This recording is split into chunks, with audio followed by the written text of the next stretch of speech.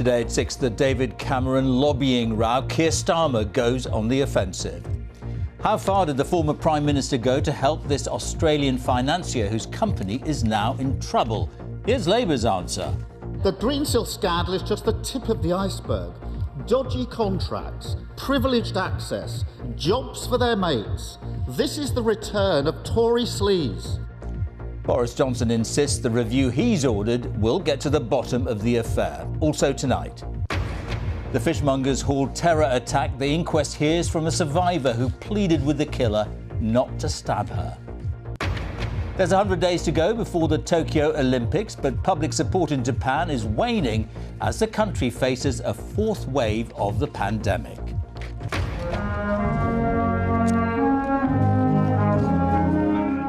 Preparations are underway for Prince Philip's funeral. The service on Saturday will reflect the Duke's wishes. And the day the Earth moved on Dorset's Jurassic Coast, the biggest landslide in 60 years. And coming up on the BBC News Channel, a battle for Jurgen Klopp's Liverpool to make the Champions League semi-finals, but it could be plain sailing for Pep Guardiola's Manchester City.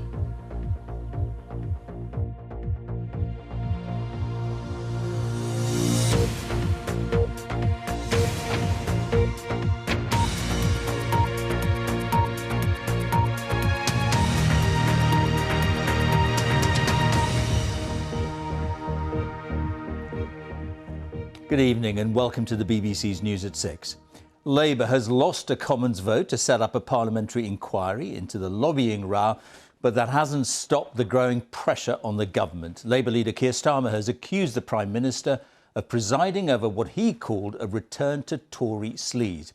It follows days of revelations and accusations about David Cameron's lobbying of ministers on behalf of the now failed financial services firm Greensill Capital. Boris Johnson said he shared the concerns raised, but insisted the review he's ordered would get to the bottom of the issue. But it's now emerged that a top committee of MPs is to launch its own inquiry. Here's our political editor, Laura Koonsberg. Cause for alarm? Labour thinks it's on to something. After weeks of claims about an all-too-close relationship between politics and those trying to turn a profit, it was Boris Johnson's turn to answer. Questions to the Prime Minister. After it was revealed the man who used to stand in his place argued for the interests of a now-failed bank to those now in power. Every day there's further evidence of the sleaze that's now at the heart of this Conservative government. Does the Prime Minister accept there's a revolving door, indeed an open door, between his Conservative government and paid lobbyists? Mr. Speaker, this is a government and a party that has been consistently tough on lobbying, and indeed we introduced legislation saying that there should be no taxpayer-funded lobbying. But the opposition using this occasion to jog your memory. The Greensill scandal is just the tip of the iceberg. Dodgy contracts, privileged access, jobs for their mates. This is the return of Tory sleaze. We're having a proper independent review. If he has any representations or allegations to make about what has taken place, he should make them to the eminent lawyer who's been asked to do it. Almost implausibly, this picture appears to show the former Prime Minister and the financier Lex Greensill casually chatting on a lobbying trip to Saudi Arabia. David Cameron worked for him and texted and called ministers in government now on his behalf.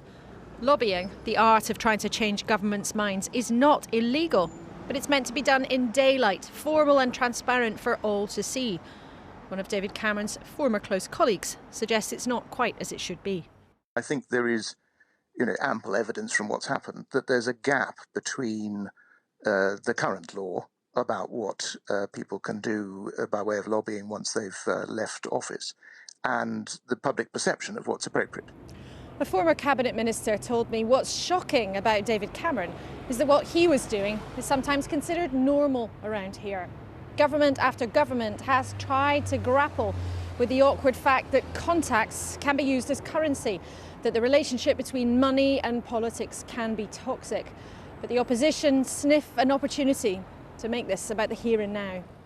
There is worry on the Tory benches. It is no doubt a tasteless, slapdash and unbecoming episode. It leaves a bad taste in the mouth, and as so many have said, and will have said far better than I could, it does tarnish us all. But would they vote with Labour for a public investigation? If they vote against it, as the Prime Minister has told you all to do, then I am sorry to say that they too will be part of the government's attempt to cover up Tory sleaze. The ayes to the right.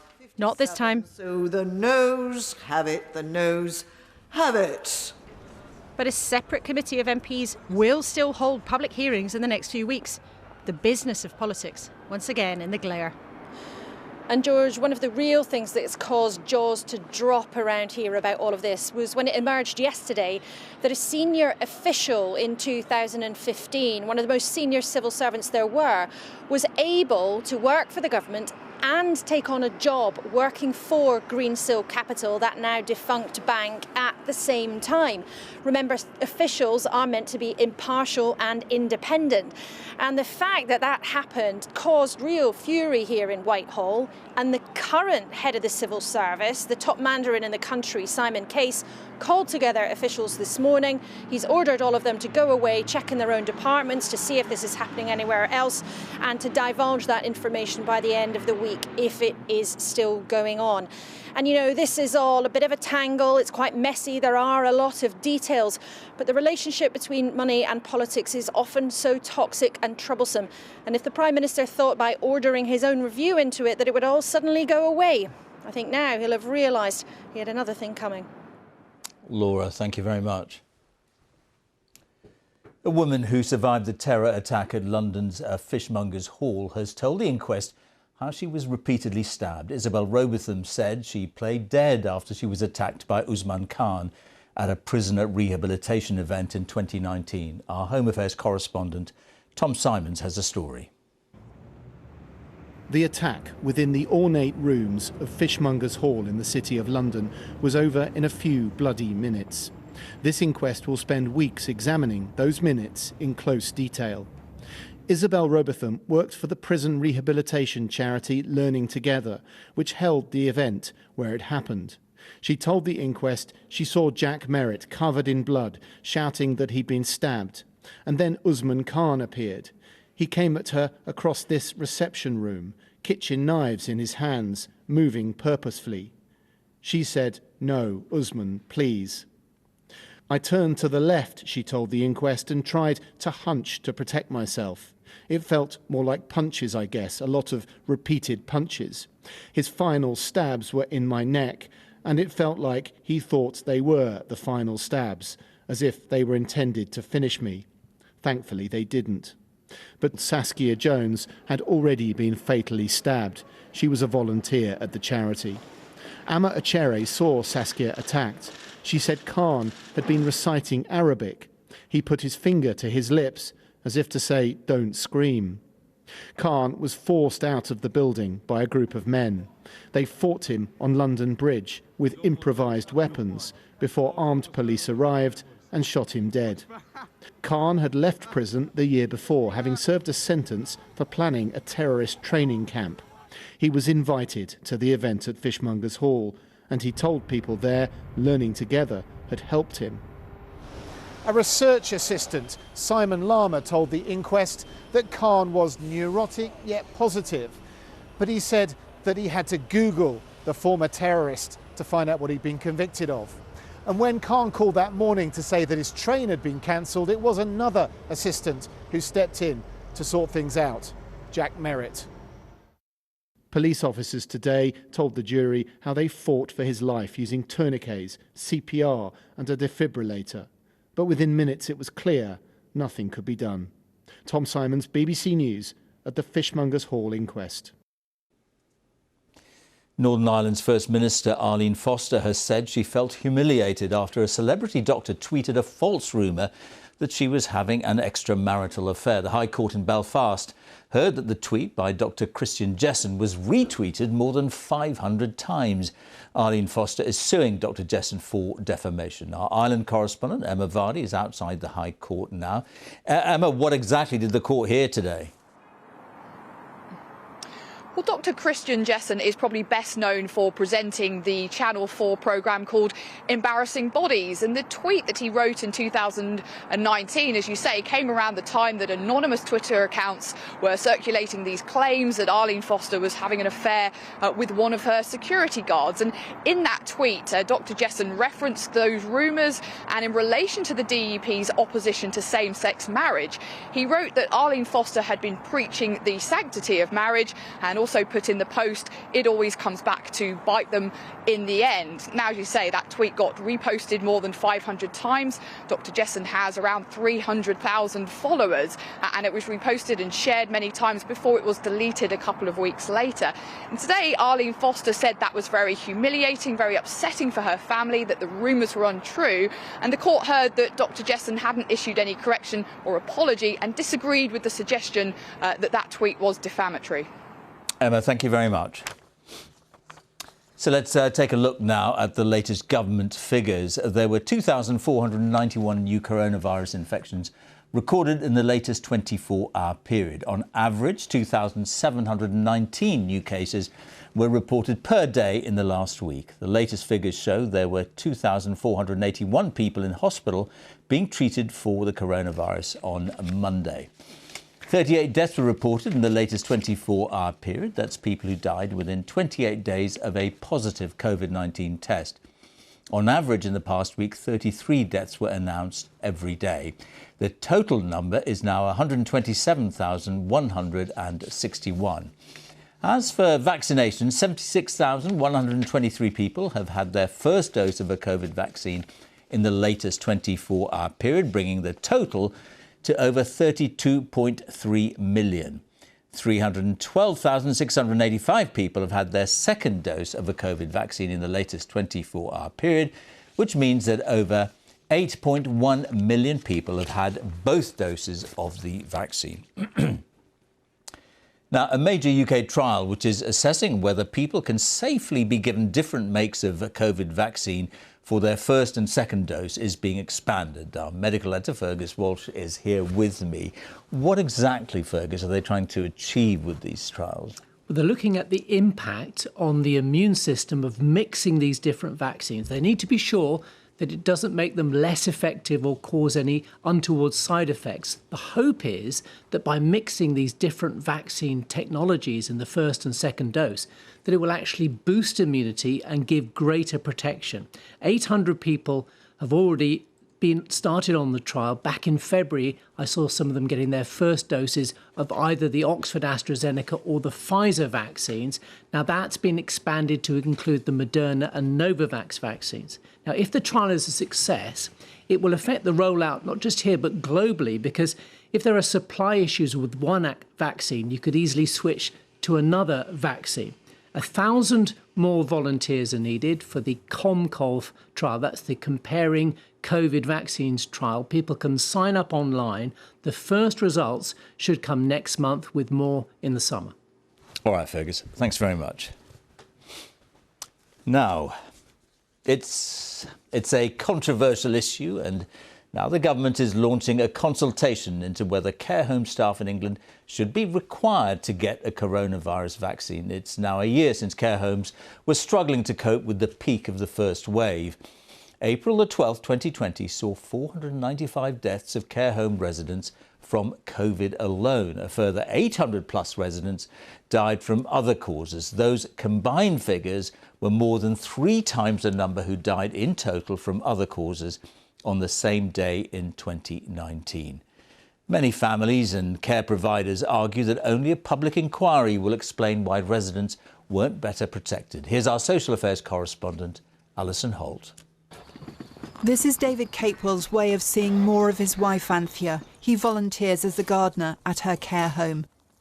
Hello, sweetheart. Hello. Snatched moments at the window keep him going. Anthea. Darling. Particularly precious, as a year ago Anthea had COVID and was fighting for her life. He was called in to say goodbye. One of the nurses said that I think you better get up here quick. So I spent an hour or two with her, you know. In fact, I think I spent most of the night with her. But she pulled through it with the help of the nursing home. Anthea's home, Wren Hall in Nottinghamshire, is normally a vibrant place, but last spring life here was transformed by COVID. With residents keeping to their bedrooms, staff were caring for 19 people who had the virus. They faced struggles getting health support, PPE shortages, and nursing associate Damien remembers concern over official guidance. The guidance changed with changing your PPE every time you went into someone.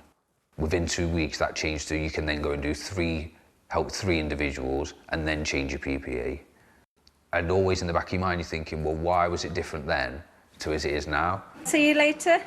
The home's owner says they felt largely forgotten by government. On March the 31st, on social media, she described the situation as dire. On April the 12th, she wrote, "Feeling numb, lost 9 family members, residents in last few days. In all, 13 long-term residents died." We were clapping for the NHS. We were hearing, protect our NHS. But there was nothing about social care. I think it's probably a sad state of affairs that I don't feel angry. I just feel that's the norm. Dad? Yeah? It's Jean. It was April the 12th when Jean Adamson last glimpsed her father through the window of his London care home. He died from COVID 3 days later. Aldrich was a family man who loved music, and Jean is one of many calling for a public inquiry into why people like her father weren't better protected. Still need to know why my father died in a place where he was supposed to be safe. The government have a legal and moral responsibility to get to the truth so that people who are bereaved like myself can get the answers. On the day Aldrich Adamson died, the government announced its plan for social care. Since, there's been more PPE, testing, extra funding and priority vaccination. It says families will get an independent inquiry at the appropriate time. Alison Holt, BBC News. Well, let's get more now on that government consultation about vaccines for care home workers. Alison is with me now. I said earlier, this is quite a controversial issue. Have you heard anything from the care sector? Yes, I think it's fair to say this is an issue that divides people in the care sector. I mean, in a sense, in my report, you can see why it is such an important issue after so many deaths and families asking so many questions about why their loved ones weren't better protected. The government will at some point have to answer for that. And take-up of the vaccine by care staff has been sluggish. Experts say to protect care homes from an outbreak, you need 80% of your staff vaccinated. And at the moment, just over half of care homes for older adults, and we're just talking about older adults here, have above 80% of staff vaccinated. There are pockets of concern in London. All 32 boroughs have staff vaccination levels below that 80%. There are 27 local authorities where take-up is below 70%. Barchester, one of the big care providers, has said it will make vaccines mandatory for its staff. Unions say it's a bad idea. Better sick pay would be a much better way of dealing with some of the issues about outbreaks. And one of the things care providers are saying is they feel that it would be better to try and persuade staff as opposed to make it compulsory. And they're asking the question, if it is made compulsory for this group of staff, will it also be expected for other health and care workers who also spend time with very vulnerable people? All right, Alison, thank you very much. And the time is 19 minutes past 6. Our top story this evening. Labour goes on the offensive over the David Cameron lobbying row as pressure grows on the government. And still to come, a landslide on Dorset's Jurassic Coast as large parts of the cliff collapse. Coming up in Sports Day on the BBC News Channel, as Northern Ireland women overcome the odds to reach their first major finals in football, we speak to their captain on how this team plotted their path to the Euros.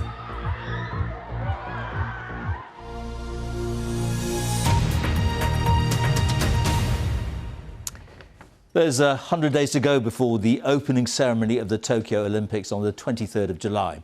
The torch relay is underway and athletes around the world are back in training. The organisers insist it's full steam ahead, but public support in Japan remains extremely low. The country is facing a fourth wave of COVID infections and less than 1% of the population has received a vaccination. From Tokyo, Rupert Wingfield-Hayes sent this report. These people marching through the streets of Tokyo are not celebrating the coming Olympics, but demanding it be stopped. With COVID infections surging across Japan, 70% of people here now say they don't want the Games until COVID is vanquished. Over at City Hall today, Tokyo's governor, Yuriko Koike, was having none of it. The fight against the coronavirus has been a major ordeal, she says, but I would like us to overcome the virus and make the Games a memorable event. For Governor Koike, this is a political risk. She's going against people like Nobuko Shimizu, who is scared. We can't have Olympic. Definitely. My mother is 91, so she's very vulnerable to the COVID things. I think maybe I will take her to the countryside to maybe two or 3 weeks away from Tokyo. It's more safe. Japan's elderly are vulnerable because only a handful have been vaccinated. These pictures are from the first group getting their first COVID shot. They're from 2 days ago. So far, Japan has vaccinated less than 1% of its population. Japan is now in the midst of a fourth wave of COVID infections. The head of Japan's medical association today said the medical system here in the Tokyo area is in danger of collapse. Add to that the lack of vaccines, and you can see why Japan is so vulnerable. One epidemiologist I spoke to today said holding the Olympics in this situation is irresponsible, unethical, and unscientific. For the athletes too, COVID is taking a toll. A year ago, Nao Omura looked certain to be in Japan's first ever Olympic surfing team. But a year without any international competition has ruined those preparations. Nothing's going the way athletes have planned leading up to Olympics. Competition and practice are totally different things. By not having any place to compete, it's hard for athletes to maintain a rhythm. The torch relay has now reached Osaka, the current epicenter of COVID infections. Instead of being welcomed by waving crowds, torchbearers were forced to run around an empty park, waving to no one. It could be a foretaste of what is to come in July. Rupert Wingfield-Hayes, BBC News, in Tokyo.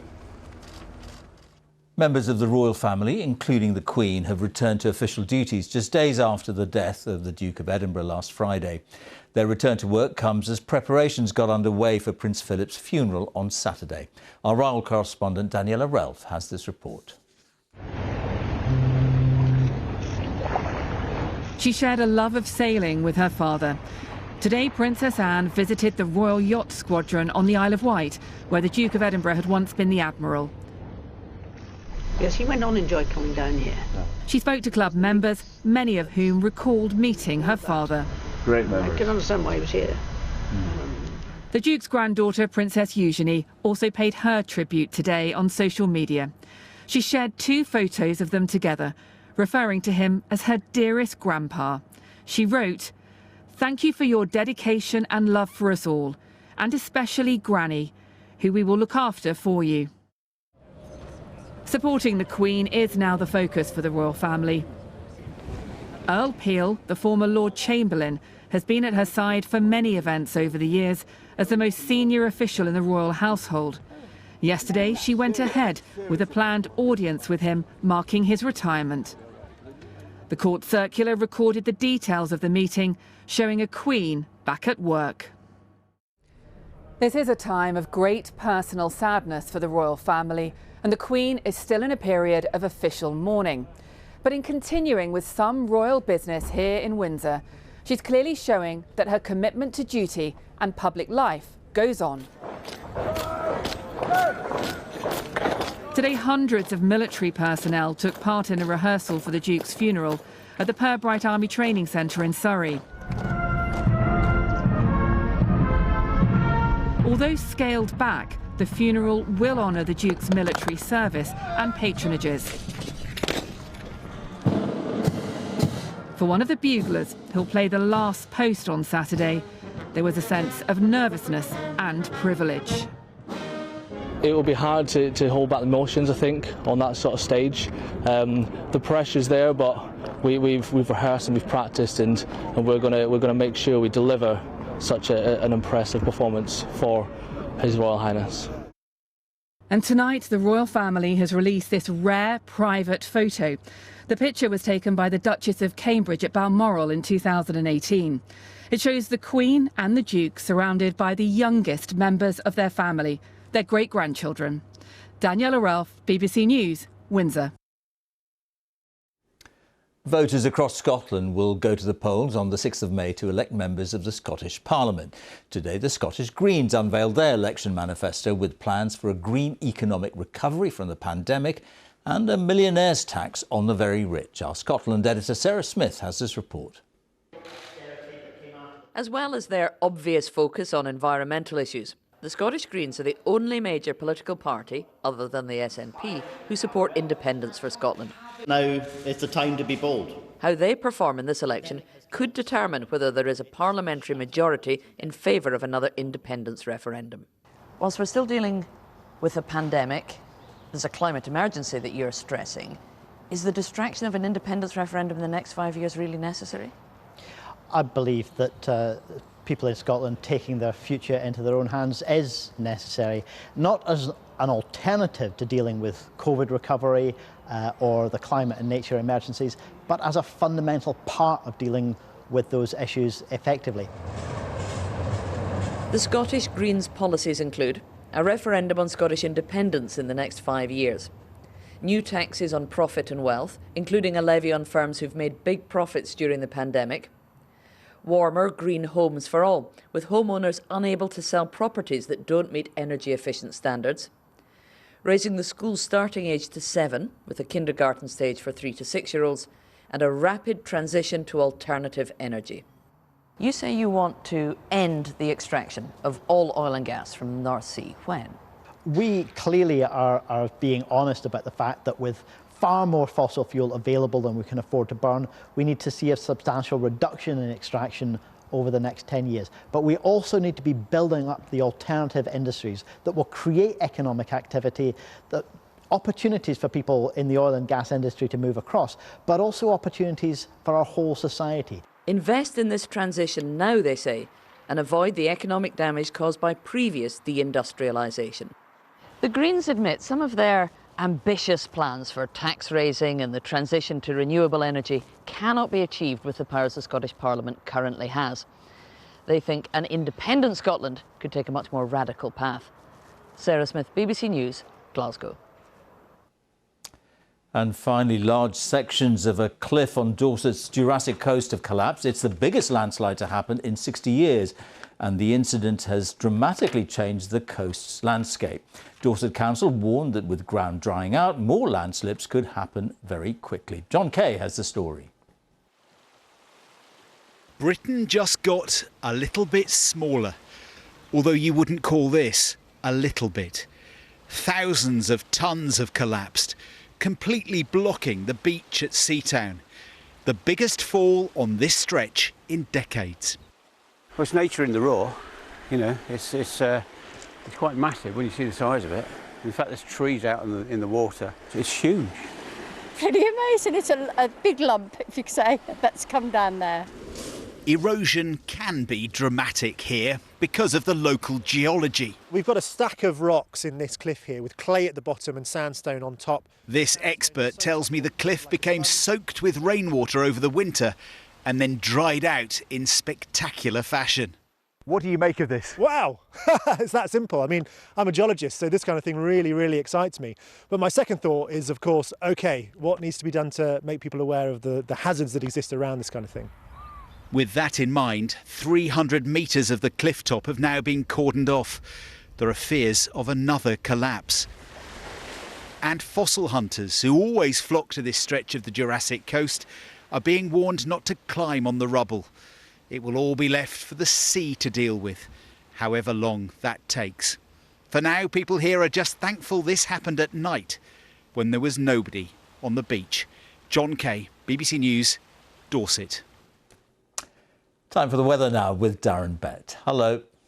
Hello there, George. It was another dry day for many of us today, and actually when the sun was out it felt quite warm. For many it was just a case of fair weather cloud like this bubbling up, but not quite everywhere. Some places did see more threatening cloud and even one or two light showers as well, but these are pretty much on their last legs right now and they will fade away in the next couple of hours. So overnight it becomes dry everywhere and we'll have some clearer skies, some patches of mist and fog, and it's going to be cold again tonight. A pinch of frost for many parts of the country, maybe a bit colder than that in northern England and southern Scotland, down to -4 or so here.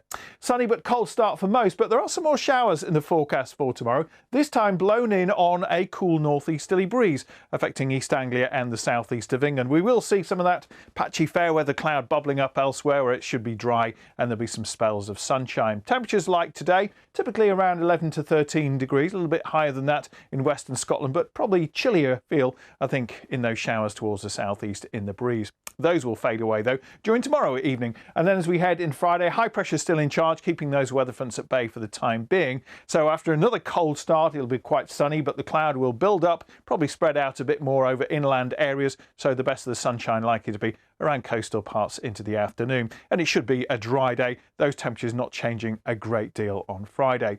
Now, as we head into the weekend, we saw those weather fronts lurking out in the northwest, and eventually they'll push more cloud into Scotland and Northern Ireland, and in the far northwest of the country we could see some rain perhaps on Sunday. But for the weekend as a whole, it looks generally dry and fine. There will be some sunshine, temperatures by day recovering a bit across the eastern side of England, and it hopefully won't be quite as cold at night. George.